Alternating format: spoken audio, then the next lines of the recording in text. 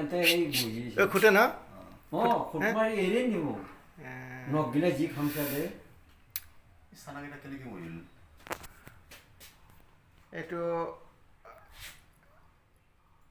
আজি আমাৰ স্কুলত আমি এটা লক্ষী ফেঁচা পাইছোঁ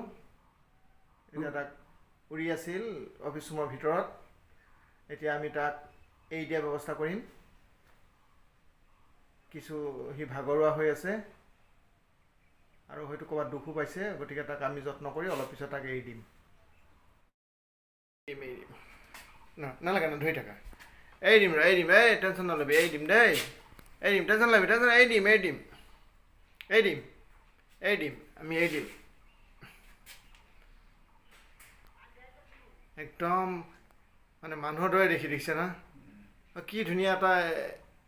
কাটিং এটা আছে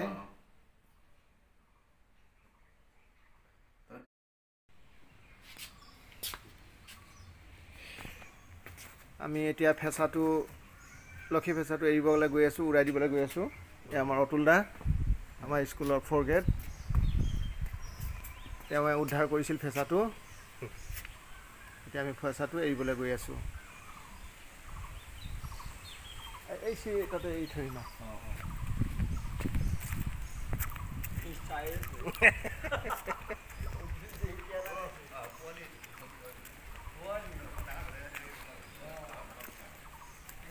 ইয়াত এৰি দি ধুনীয়াকৈ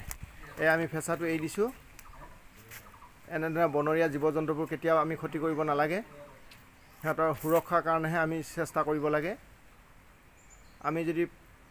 সকলোৱে যদি বনৰীয়া প্ৰাণী চৰাই চিৰিকটিৰ প্ৰতি যদি সুদৃষ্টি ৰাখোঁ তেতিয়াহ'লে আমাৰ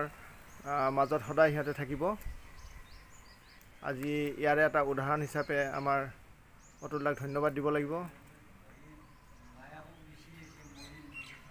এতিয়া আমি এই দে তলত দি দে এই তলত দি পৰি যাব পাৰে এই আপোনাৰ দেখা পাইছে এই ফেঁচাটো উৰি গুচি গ'ল এই